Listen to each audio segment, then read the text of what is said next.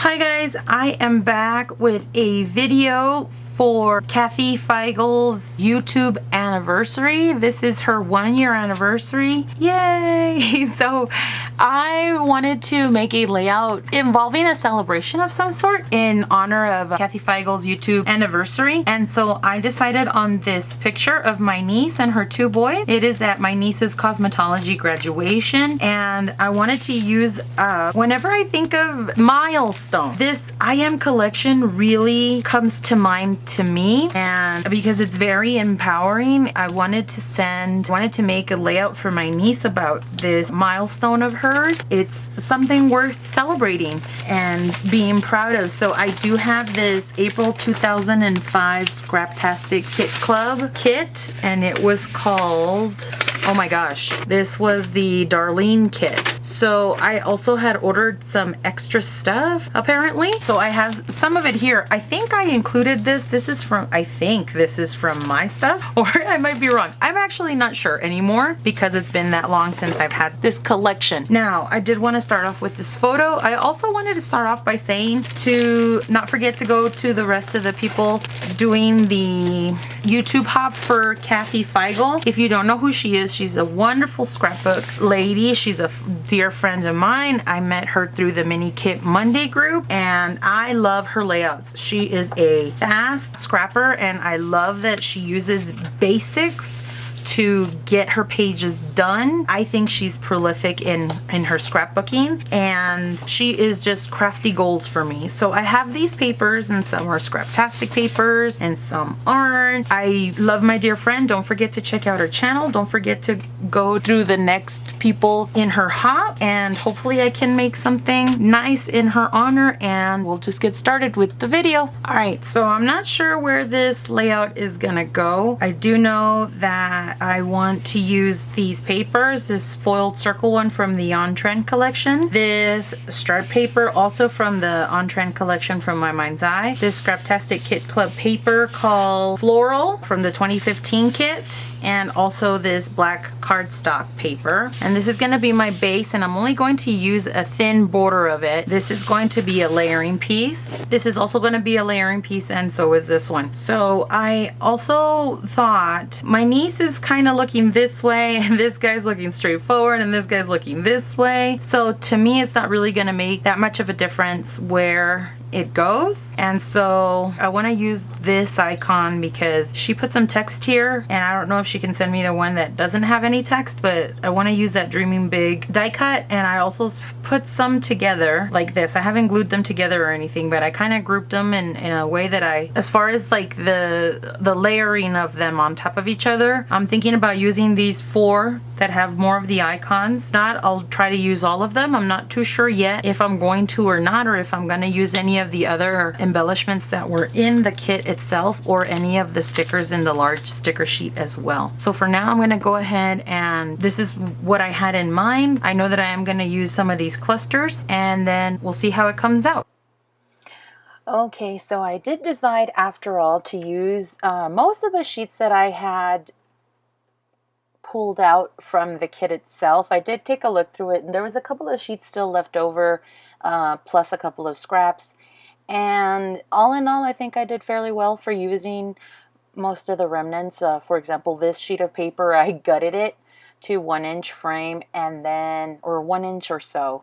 And then I had to cut it down a bit more so that I could have it be framed by the black piece of cardstock. I was going to gut the black piece of cardstock on top of all the other pattern papers because I did need to mat my photograph, and then I forgot, so then I had to use a scratch piece of black cardstock from my stash. I am putting these stub punch outs from the We Are Memory Keepers, what is it called? Corner Chomper. And I love that stub punch. I think it's the one that I used most out of all the ones that I have. I have a couple, like 2 or 3 or 4. I can't recall how many there are. But I did have I don't want to say I had a clear picture in mind, but I know that because she's wearing the black, I kind of wanted that as a repeating element throughout the layout because the rest of the colors are lighter. I did bring some elements to marry the frames from the layout and the photograph and her graduation photo, I feel like it would help focus the subject even more.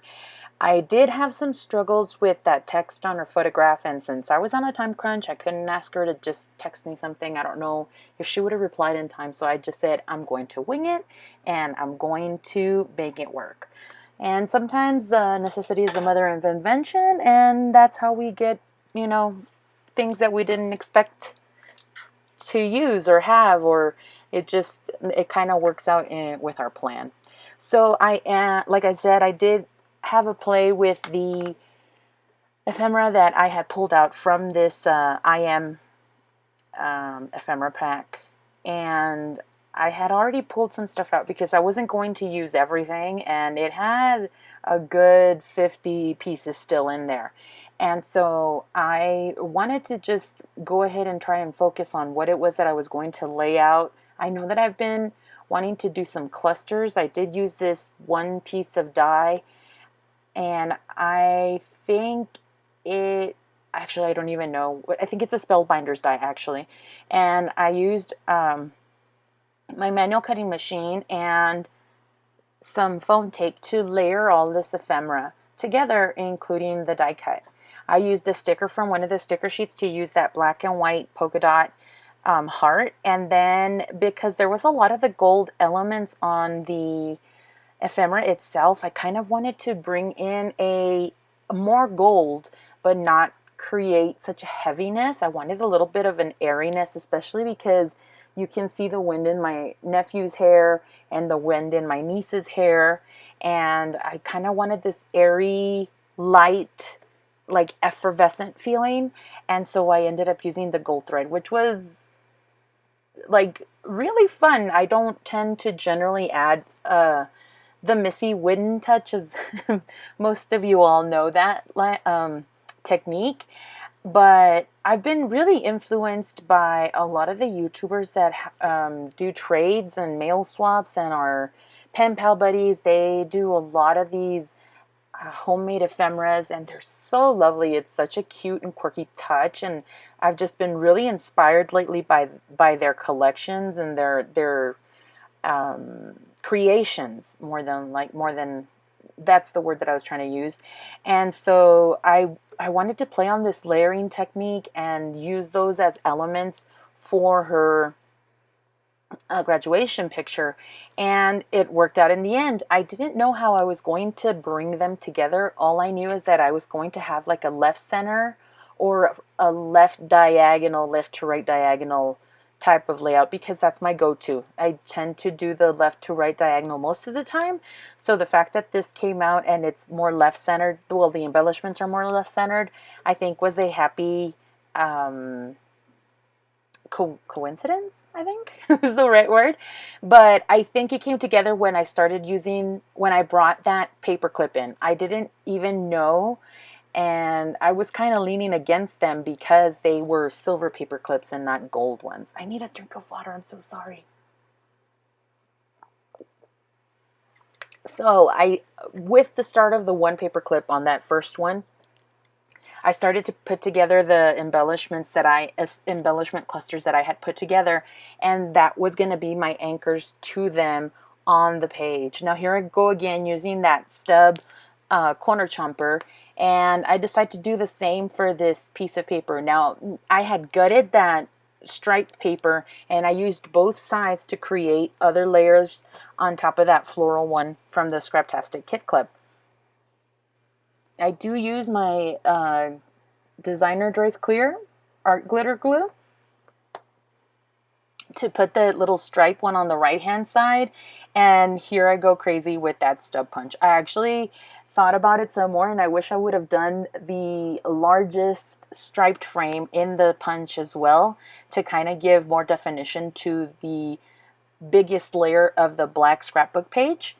And because I did have that element on the gold butterfly and that polka dot white and black heart, I decided that I needed another pop of black, and I really do like the contrast. And knowing that I was going to put the stripe seemed a bit heavy, and so I decided to add that scallop to kind of give it that I feel like it's a happier feeling when it's not such a rigid and bold type of line. Sometimes it works and sometimes it doesn't, but I like the fact that I was echoing the stripe on the right hand side and the left hand side, and then that extra little echo of the border stickers together over by the right hand side embellishment. I tried it in 3 different places to see where I'd like it most, and I liked it right next to the heart, and that completes my layout. I do glue all the layers together. I know that I had flipped it up a little bit to show you that I hadn't glued it down, but in the end, afterwards, I did glue it.